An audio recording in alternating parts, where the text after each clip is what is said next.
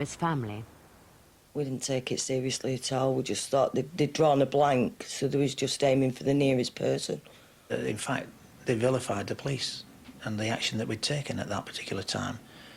Understandably so, because we had taken away their pillar of strength.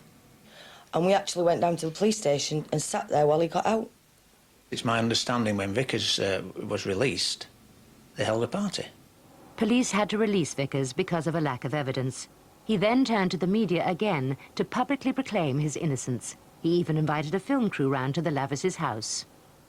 If I would have never come forward in the first place, you know, just to let them know that I'd seen Jamie on that day, they'd never been nothing the wiser today. They'd have been ripping their head, pulling at straws, you know.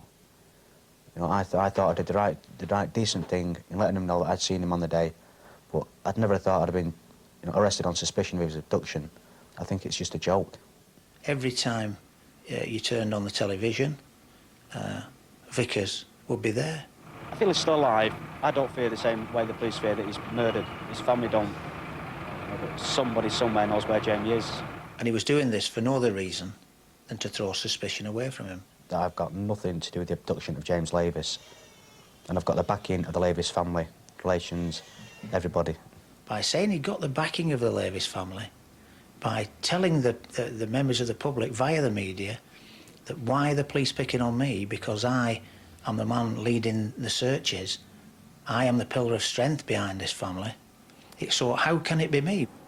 Vickers even moved in with the family after police searched his own house 3 streets away.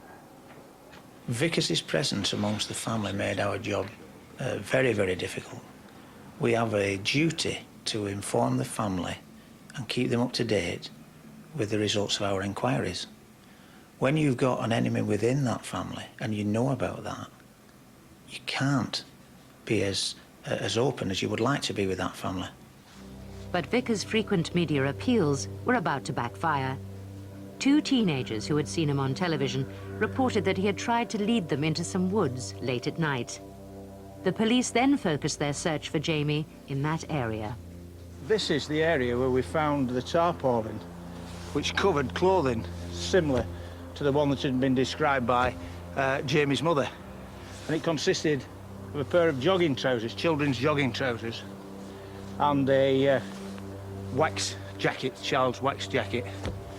We scooped it up, put it into a bag, took it back to the police station, and then, when they laid it out to dry, we found a jawbone.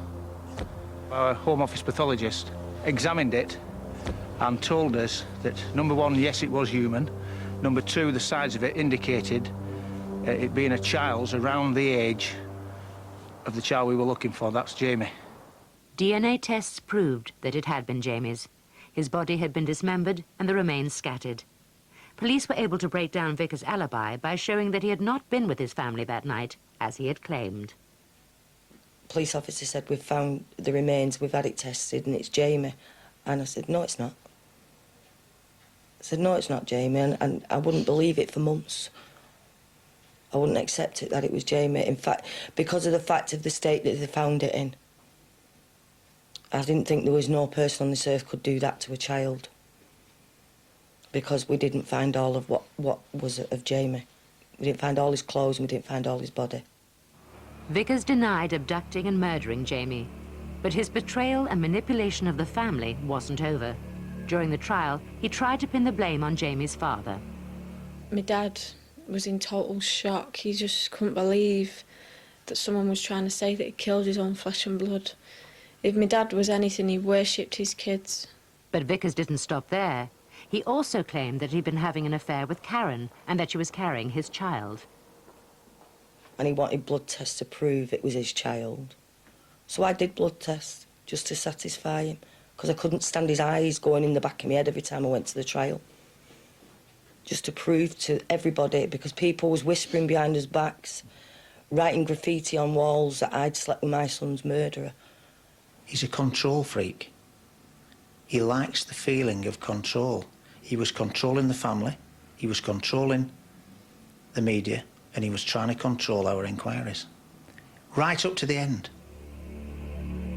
For 5 months, Vickers had wept crocodile tears with the family, falsely raising their hopes while trying to save his own skin. I've got nothing to do with the abduction of James Lavis. In April 1999, he was sentenced to life. 24 hours later, he confessed to sexually abusing and murdering Jamie.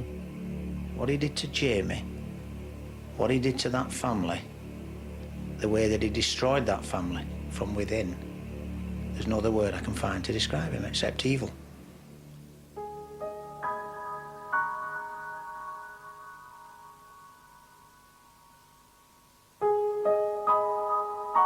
I go up to that cemetery and I think, I'm buying him flowers for Christmas when I should be buying him toys. And I'll never forgive Darren Vickers for what he's done.